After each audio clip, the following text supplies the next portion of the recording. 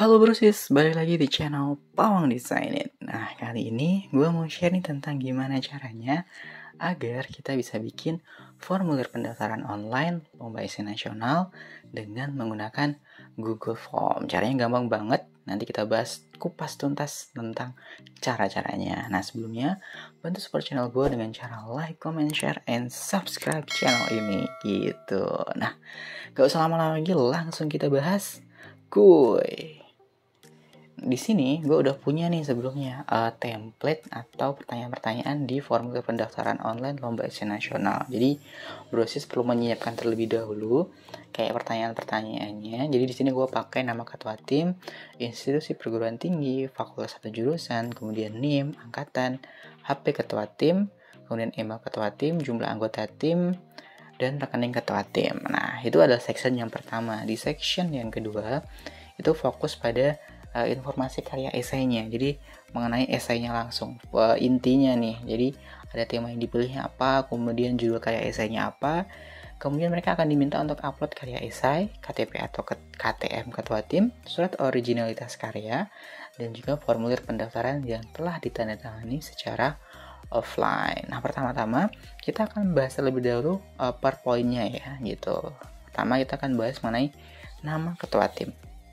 Nah, di nama ketua tim, gue saran sih brosis pilihnya short answer. Kenapa? Karena biasanya nama kan nggak terlalu panjang ya. Mungkin rata-rata 3-5 lah ya. 3-5 kata gitu. Jadi, pilihnya short answer saja. Kemudian required-nya jangan lupa dinyalakan. Jangan lupa dinyalain. Kenapa? Agar semua respon yang kita terima itu punya nama ketua tim gitu. Karena kalau ini required yang kita matiin, si responden atau si peserta bisa ngisi, bisa submit tanpa perlu ngisi nama ketua tim. Nah, ini akan disayangkan banget karena nama ketua tim ini penting banget dalam proses perekapan data peserta di lomba essay nasionalnya ini. Nah, kemudian selanjutnya yang kedua itu ada institusi atau perguruan tinggi. Nah, ini sudah nggak perlu ditanyakan lagi ya kenapa alasannya, karena di setiap lomba esai nasional gitu, pastinya kita ingin mengetahui dari mana-mana saja nih pesertanya. Mungkin dari Bandung kah, dari institutnya kah, atau dari universitasnya, atau misalkan dia dari Makassar atau dia dari Kalimantan kayak gitu. Nah, institusi perguruan tinggi ini bisa diisi sama pesertanya mengenai menggunakan nama institusinya. Nah, maka dari itu pilihnya short answer saja karena nama institusi biasanya nggak panjang-panjang banget. Mungkin 3-5 kata gitu ya. Jadi pilihnya short answer, kemudian nyalakan required-nya agar respon untuk institusi atau perguruan tinggi ini semuanya terisi. Kemudian fakultas atau jurusan. Nah, untuk fakultas atau jurusan ini juga clear ya. Jadi biasanya untuk fakultas atau jurusan ini untuk mengetahui sih linear atau enggak sih tema yang diambil dengan yang dipelajari oleh peserta ini di kampus kayak gitu.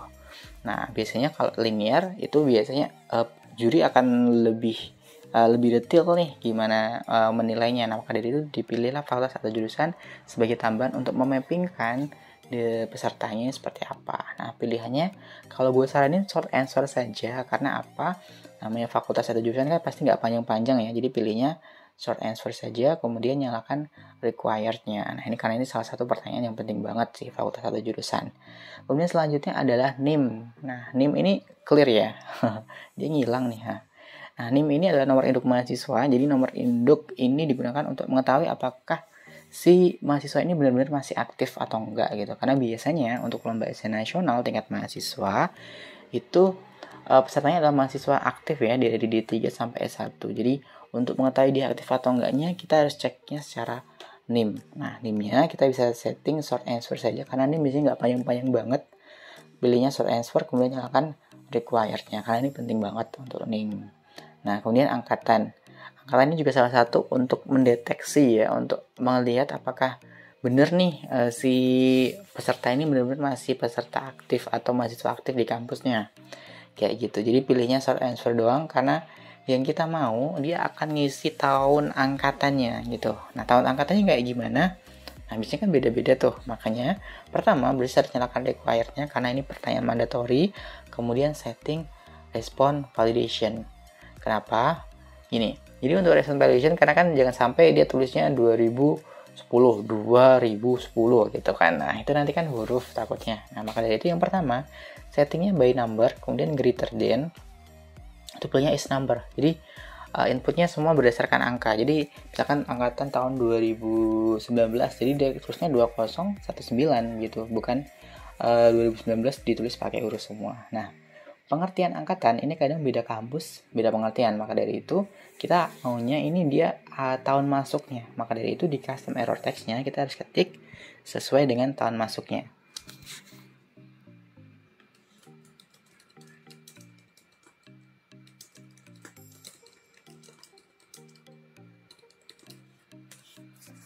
Nah, di situ kita tulis istilah sesuai dengan tahun masuk kuliah agar pengertian atau definisi dari angkatan ini nggak beda-beda. Karena ada sih kampus itu yang dia menyebut angkatan, misalkan contoh tahun masuknya 2015, kemudian tahun lulus 2019. Nah, dia nyebutnya sebagai angkatan 2019. Nah, angkatan lulusnya lah yang dipakai. Nah, agar tidak berbeda-beda, makanya kita bikin juga di custom error text-nya menyatakan bahwa istilah sesuai dengan tahun masuk kuliah kayak gitu. Nah, tapi secara umum sih dipakainya tahun masuk kuliah. Cuma kalau ada yang berbeda, maka dari itu ya nanti akan mengisi sesuai dengan yang kita inginkan. Jadi tahun masuk kuliahnya yang digunakan kayak gitu. Tapi misalkan brosis mau ngasihnya dalam bentuk description, gue mau kasihnya dari deskripsi deh tentang pengertian tahun masuk kuliah, monggo silakan, nggak apa-apa. Nah, tapi biasanya kan umumnya di sini kalau di Indonesia kan pakainya di tahun masuk ya. Jadi kalau gue lebih sukanya milih naruhnya di respon validation doang gitu. Nanti misalkan boleh pakai description, boleh silahkan kayak gitu. Nah, di sini sebenarnya adalah nomor HP ketua tim. Nah, nomor HP ini sudah menjadi apa ya, kayak fardu ain ya hukumnya untuk semua hal. Jadi mandatorikan dia, kemudian setting respon validationnya. Kenapa perlu disetting? Karena jangan sampai terjadi salah ketik gitu kan ya. Kan sayang banget informasi yang kita dapat ternyata nggak valid. Pilihnya number, kemudian greater than, pilihnya is number. Nah, isi.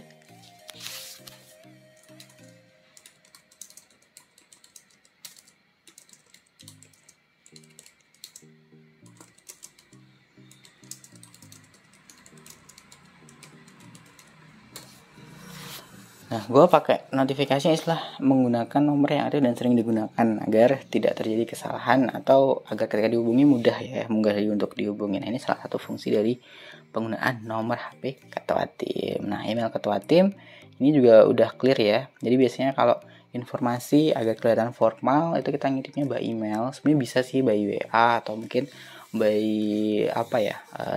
yang lain lah, misalkan kayak Telegram dan lain sebagainya. Namun untuk saat ini yang dirasa masih memenuhi kaidah keformalan gitu ya, kalau informasi yang formal gitu pakainya email. Maka dari itu email ketua tim wajib banget pilihnya short answer, karena email biasanya nggak panjang-panjang banget. Kemudian required-nya dinyalain agar wajib diisi oleh si respondennya. Kemudian jumlah anggota tim. Nah, jumlah anggota tim ini biasanya gini, kan biasanya ada individu, ada kelompok ya. Nah, kalau dia individu berarti isinya kan 0 tuh, karena dia nggak punya anggota tim. Makanya kita sediain pilihan 0 di sini. Kemudian 1 kalau anggotanya 1, 2 kalau anggotanya 2. Karena biasanya untuk lomba essay nasional tuh anggota timnya paling banyak 2 ya, atau total semua termasuk ketua tim itu 3. Jadi nggak terlalu banyak amat, makanya kita bisa pilih drop down. Nah, kalau misalkan brosis mau pilih multiple choice, boleh, monggo silahkan. Tapi untuk tampilan yang lebih bagus menurut gue sih pakai drop down, agar lebih bagus sih tampilannya. Nah, kemudian di bawahnya itu ada rekening ketua tim. Nah, ini sebenarnya opsional sih, opsional. Oh ya, jangan lupa nyalain required-nya ya di jumlah anggota tim ini.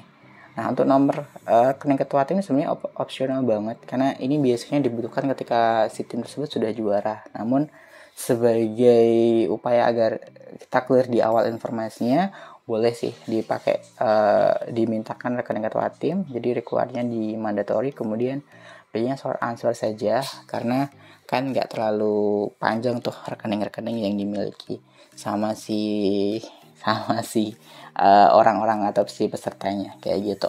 Nah, setelah kita tadi fokus bahas atau minta untuk peserta input data atau identitas dari timnya, identitas diri atau identitas timnya. Nah, sekarang kita minta mereka untuk ngisi mengenai informasi karya esainya. Nah, ini salah satu yang paling inti, di mana kita minta mereka untuk mengupload data karya esainya. Nah, di sini ada informasi karya esai yang kita mau minta si peserta untuk ngisi. Jadi ada tema yang dipilih, judul karya esai, kemudian karya esai, KTM, surat originalitas, dan formulir pendaftaran. Nah, ada beberapa. Nah, dari situ temanya kita mau settingnya gini. Jadi tema kita, contohnya di sini gue masukin ada 4 tema ya: pendidikan, teknologi dan energi terbarukan, sosial dan humaniora, kemudian yang terakhir adalah sastra. Nah, ini bisa nanti Brosis tambahin. Nah, misalkan Brosis mau pakai multiple choice, monggo, kemudian pakai drop down juga monggo. Nah, kalau di sini gue pilihnya multiple choice karena agar dia pilih salah satu langsung dari pilihan-pilihan yang langsung muncul kayak gitu. Nah, pilihannya itu ada 4.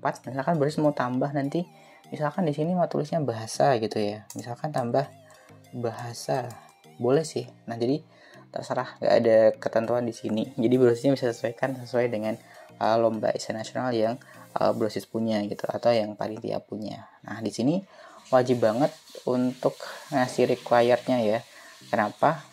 Agar tema yang dipilih itu terisi semuanya. Nah, itu fungsi dari kita memaksimalkan requirednya agar responnya tidak kosong di bagian tema yang dipilih. Nah, kemudian di judul karya esai nih. Nah, judul karya esai biasanya itu kalau judul lumayan panjang ya. Jadi kadang satu judul itu bisa sampai 20 kata gitu kan biasanya. Nah, maka dari itu pilihnya paragraf. Nah, paragraf, kemudian jangan lupa dinyalain requirednya atau mandatory, sehingga si peserta ketika ngisi formulir ini dia wajib mengisi untuk judul karya esainya. Nah, biasanya karya esainya diisi lengkap. Nah, mungkin kalau untuk nama di filenya nggak terlalu lengkap, nggak apa-apa ya, biasanya 3 kata pertama.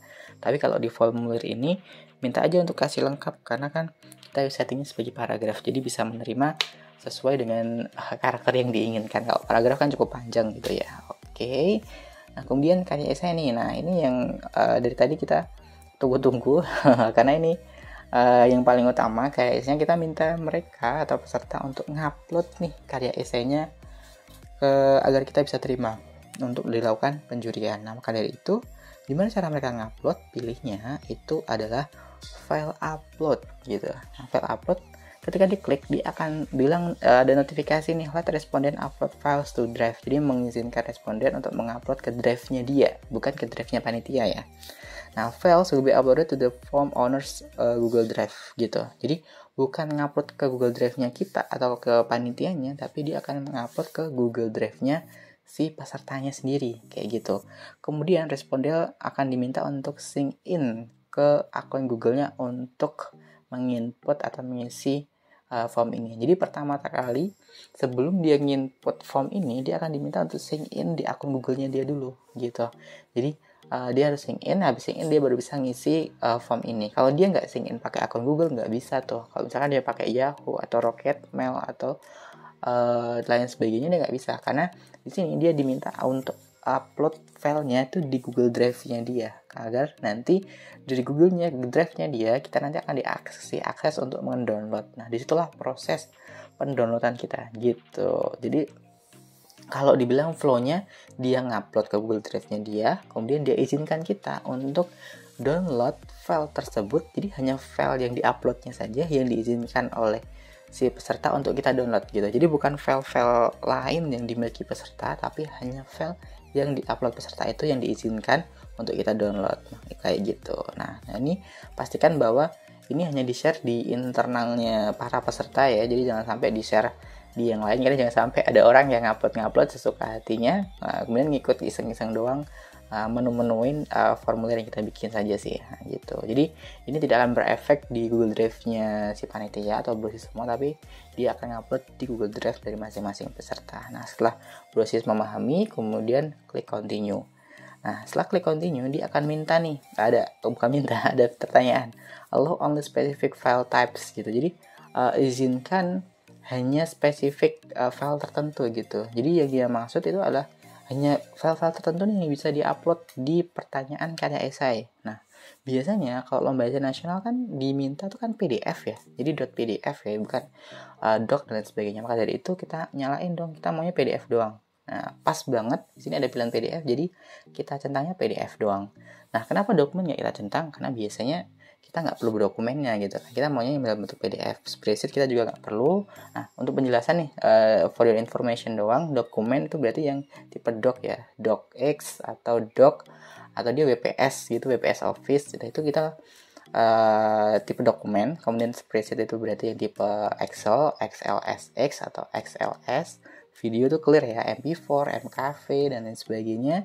Presentation tuh berarti PPT atau PPTX. Drawing itu bisa jadi chat ya, jadi kayak pakai AutoCAD gitu, file drawing. Kemudian image itu jelas ya, JPEG, PNG, JPG dan teman-temannya. Kemudian audio ini MP3, M4A dan lain sebagainya. Nah, itu untuk penjelasan tipe-tipenya. Tapi kalau di sini kita maunya PDF doang, makanya yang dicetak PDF aja gitu. PDF saja. Karena kita maunya yang PDF saja. Nah, kemudian dia tanya nih maksimum number of file. Berapa banyak file yang diizinkan untuk diupload di pertanyaan karya esai ini. Nah, karena kita maunya setiap kali formulir adalah hanya satu saja yang diinput, berarti pilihnya satu. Nah, sebenarnya di sini ada pilihan, ada 5, ada 10. Nah, gitu. Tapi karena kita maunya satu, ya udah pilihnya satu doang, kayak gitu. Kemudian oh ya, gini, untuk maksimum number file kan misalnya kita pilih 5. Itu berarti nggak harus 5 gitu, nggak. Jadi boleh 1, boleh 2, boleh 3, boleh 4, boleh 5. Tapi nggak boleh lebih dari 5. Pasti dia nanti akan ditolak kayak gitu. Jadi kalau 5 itu maksimumnya ya. Jadi di sini yang statementnya adalah maksimum, bukan minimum. Jadi kalau misalkan kita izinkan 5, dia ngupload 2, monggo silakan. Tetap diterima gitu. Nah, karena kita maunya dia cuma satu doang, kita pilihnya satu. Kemudian di sini ada maksimum file size gitu. Maksimum file size-nya berapa per karya esai gitu. Nah, maksimum file size-nya itu kan biasanya kalau esai kan 2 MB-an ya. Tapi di sini paling kecil tuh 1 MB. 1 MB untuk filenya. Jadi sebenarnya kurang gede ya. Nah, maka dari itu lebih amannya, lebih safety kalau berhasil pilih yang 10 MB saja. Namun untuk pemberitahuan manualnya ke para peserta itu kalau bisa di bawah 2 MB agar juga nggak berat-berat ketika nanti disimpan di arsipnya kepanitiaannya kayak gitu. Nah, itu maksimum file size untuk pertanyaan karya esai. Nah, di sini di bagian bawah adalah this form can accept up to 10 GB files gitu. Jadi dia bisa menerima sampai 10 GB files gitu. Misalkan bersih mengizinkan untuk karya esai ini mau menerima berapa files nih, berapa maksimum total yang diterima. Nah, kalau 10 GB oke, cocok. Tapi kalau mau diganti misalkan gue terimanya lebih dari 10 GB nih, gue terimanya 100 GB, monggo silahkan bisa di 100 GB. Atau misalkan gue maunya ini cuma 1 GB nih, oh ya boleh sih, gak apa-apa. Jadi ini bisa diganti sesuai dengan keinginan ya. Jadi form ini bisa menerima sampai berapa GB. Tapi kalau gue saranin sih mending 10 GB, karena kan biasanya kalau peserta nasional kan cukup banyak ya, bisa sampai 300-an sampai 400-an. Jadi lebih safety kalau bersis pilihnya 10 GB kayak gitu. Nah, kemudian setelah kita setting bahwa karya esai ini nanti hanya bisa memilih PDF, kemudian maksimum filenya 1 dan maksimum file size yang dia diterima adalah 10 MB kayak gitu. Nah, itu adalah review dari si karya esainya gitu. Jadi pertanyaan karya esainya kita setting kayak gitu. Nah, jangan lupa nyalain required-nya agar apa? Wajib hukumnya untuk mengupload karya esainya kayak gitu. Nah, kemudian di sini ada KTP atau ketua tim. Nah, di sini sama, karena KTP atau ketua tim kita mintanya itu dalam bentuk soft copy, jadi jangan lupa pilihnya file upload. Nah, kemudian allow only specified tab. Nah, karena kita mau nerima specific file tertentu saja. Kalau KTP atau KTM, baiknya sih image ya, proses ya, agar lebih mudah untuk di storage dan lebih mudah untuk dikenali. Bisa sih PDF, tapi kalau bisa minta dalam bentuk image, karena kalau PDF biasanya dia satu file full itu, jadi satu kertas full dia dalam bentuk PDF. Nah, itu nanti akan sedikit menyulitkan panitia, maka dari itu pilihnya image saja. Nah, maksimum number filesnya satu saja. Kemudian maksimum filesnya 10 MB. Nah, itu sudah cukup sih kalau menurut gua. Kegedean 1 MB. Kan kalau satu foto 10 MB kegedean sih. Maksimum 1 MB saja karena satu file doang. Itu Kemudian ini this form can access 10 GB, oke lah. Kemudian required jangan lupa dinyalakan. Selanjutnya ada surat originalitas karya. Di sini bersis juga karena perlunya file, jadi file upload. Setelah file upload, kemudian nanti pilih spesifik file types-nya. Karena biasanya kalau surat originalitas kan itu pasti ditandatangani ya sama si pesertanya. Nah, ada cap basahnya juga, maka dari itu pilihnya PDF saja. Karena kalau dokumen nanti kan berubah-ubah, takutnya dia docs 2007 atau berapa, kita punya docs 2016. Nah, takutnya kan ada perubahan layout gitu ya, jadi lebih aman pakai PDF gitu. Kemudian maksimum filenya 1, maksimum file size-nya juga 10, kayak sama kayak tadi. 10. Kalau scanan sih 1 deh, lebih aman 1. Dan nggak usah gede-gede gitu. Record-nya jangan lupa dinyalain. Kemudian selanjutnya adalah terakhir formulir pendaftaran. Loh, kok bisa ada formulir pendaftaran lagi? Iya, ini biasanya selain kita ngisi secara online, kita diminta untuk ngisi formulir pendaftaran secara offline yang ditandatangani dan cap basah kayak gitu. Jadi sama juga, karena kita mau mintanya file, berarti file upload. Kemudian biasanya tipe yang paling diinginkan untuk formulir pendaftaran adalah PDF, karena ada tanda tangan basah dan agar layoutnya tidak terganti ya, jadi pilihnya PDF. Kemudian maksimum number of filesnya pilih 1, kemudian maksimum filesnya kalau bisa 1 MB saja biar nggak terlalu gede kayak gitu. Nah, jangan lupa nyalakan requirednya agar dia mandatory kayak gitu. Nah, selanjutnya kita coba cek nih dari yang kita setting dari tadi nih, apakah semuanya sudah sesuai dengan keinginan. Nah, kita coba cek dengan cara send. Jadi kita cari ya, kita coba cek salah satu, kemudian gue pilih shortener deh. Nah, kemudian copy. Nah, copy to clipboard. Jadi kita sudah bisa pakai ya. Nah, contoh gue mau buka di sini. Contohnya nih. Contoh tampilan dari si pesertanya. Oke, nah ini adalah tampilan yang muncul di pesertanya.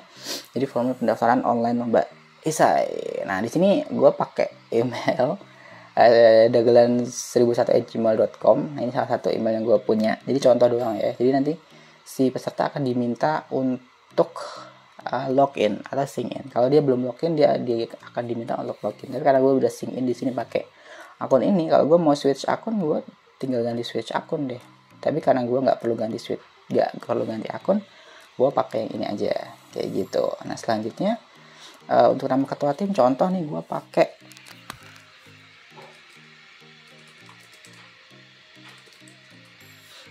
kemudian untuk institusinya gue pakai misalkan UTB gitu ya, contoh sih. Kemudian fakultasnya misalkan teknik, kemudian jurusannya apa, teknik mesin, contoh sih. Jadi jadi nanti peserta bisa ngisi sesuai dengan keinginan mereka. Name-nya ini ngasal ya, jadi name-nya. Nah, kalau dia misalkan nggak sengaja kemudian ngasih huruf gitu, ternyata masih ada belum jadi. Jadi kita cek nih apakah ada kesalahan di bagian name-nya tadi. Oh, benar. Jadi name-nya, karena tadi kan kita setting nggak pakai respon validation, jadi dia bisa ngisi huruf juga gitu. Tapi kalau angkatan, karena kita setting respon validation, misalkan di angkatan 2019, tapi dia keliru kasih huruf, dia langsung keluar nih istilah sesuai dengan tahun masuk kuliah kayak gitu. Nah, untuk angkatan wajib diisi dengan tahun masuk. Nah, kemudian untuk nomor HP ketua tim, misalkan contoh nih, gua isi ini nomor sembarang ya, tapi misalkan dia isinya keliru nih, misalkan yang belakang ini harusnya 0, dia isinya dia akan langsung memberikan informasi atau notifikasi bahwa isilah sesuai dengan nomor yang aktif dan sering digunakan. Maka dari itu dia perlu untuk memperbaiki, dan setelah diperbaiki maka akan langsung muncul hasilnya. Nah, email ketua tim misalkan nih,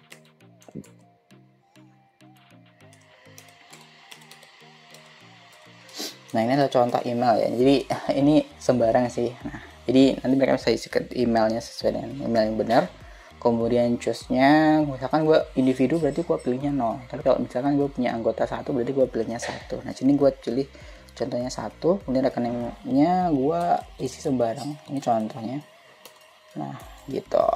Oke. Nah, tadi kenapa huruf bisa mengisi huruf? Karena kita nggak setting ini ya, kita nggak setting respon validation-nya. Karena jangan sampai ada juga rekening yang pakai huruf. Nah, sebenarnya kita belum ada rekening yang pakai huruf, tapi jaga-jaga kalau mereka ada rekening yang pakai huruf. Nah, maka dari itu gue nggak setting untuk respon validation-nya kayak gitu. Nah, kemudian untuk selanjutnya next, Nah, ini yang paling penting yang sebenarnya membedakan dengan form yang lain adalah upload ya. Jadi mereka pertama akan diminta untuk tema pilih, misalkan tema yang dipilih adalah teknologi dan energi terbarukan, karena dia kan teknik tuh. Nah, kemudian judulnya misalkan Pandawa 5, misalkan Pandawa 5.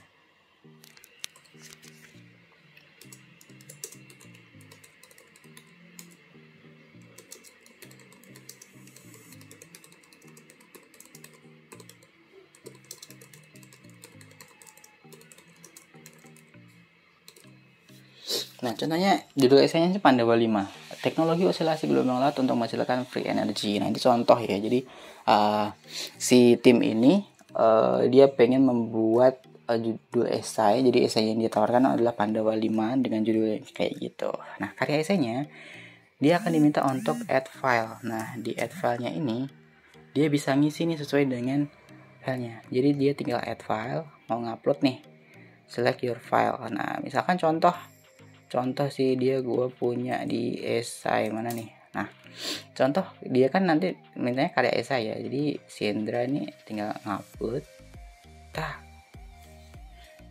Setelah diupload, nah masuk tuh.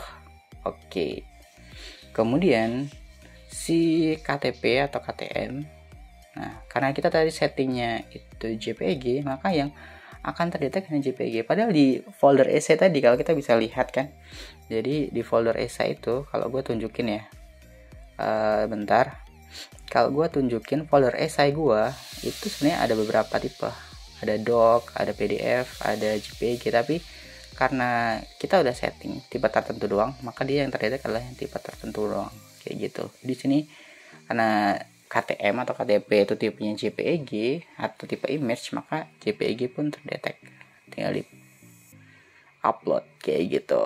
Itu fungsi dari kenapa kita setting spesifik file tertentu ya. Jadi itu fungsinya. Kemudian surat originalitas karya. Nah, itu kan tadi kita settingnya PDF, maka yang terdetek hanya PDF doang. Karena yang diizinkan cuma PDF. Jadi klik lembar originalitas, kemudian upload. Nah, setelah itu kemudian formulir pendaftaran yang terakhir. Kita juga setting PDF, maka dari itu yang muncul adalah PDF juga. Nah, tinggal di-upload. Nah, setelah di-upload, sabar, kita tunggu selesai uploadnya. Setelah di-upload nanti dia akan masuk di filenya kita, di responnya kita. Jadi semua sudah diisi, kemudian di-submit. Nah, setelah di-submit, kita tunggu dulu hasilnya. Setelah di-submit, jadi nanti setelah proses submit, jadi setelah dia submit nanti akan muncul pemberitahuan bahwa ini bisa di custom ya untuk pemberitahuannya. Nah, setelah itu kita coba cek nih di punya kita tuh, responnya sudah tambah 1. Nah, ada si Hendra dari UTB, dia jurusannya teknik atau teknik mesin, kemudian itu NIM-nya angkatannya 2019, nomor HP-nya sekian, emailnya itu, jumlah anggotanya 1, jumlah anggota yang 1 ada 100% gitu, karena dia kita baru input 1 ya tadi. Kemudian tema yang dipilih itu teknologi dan energi terbarukan. Kenapa 100%? Karena baru 1 responden. Kemudian nah, filenya ini kita bisa download kayak gitu. Jadi dengan mudah kita bisa download filenya. Oke, isinya nggak gue tunjukin ya, itu bisa dicek sih nanti gitu. Nah, kayak gitu. Jadi memudahkan kita untuk mengkolek data dari peserta yang kita mau jadi peserta lomba esai nasional itu. Kita bisa mengkolek informasi yang mereka punya dengan sangat mudah kayak gitu. Nah, sekian tutorial gue untuk gimana caranya bikin formulir pendaftaran online lomba esai nasional. Nah, sampai ketemu di tutorial selanjutnya. Kalau misalkan masih ada bingung, pusing atau gimana, langsung komen di bawah, nanti gue bantu untuk jawab. Nah, sekian untuk video kali ini, sampai ketemu di tutorial selanjutnya. Thank you banyak Brosis udah nonton video tadi. Agar nggak ketinggalan video-video yang lain, bantu subscribe, like, comment, and share. Nah, kalau butuh tutorial sesuai request, bisa langsung komen di bawah. Salam Desainit!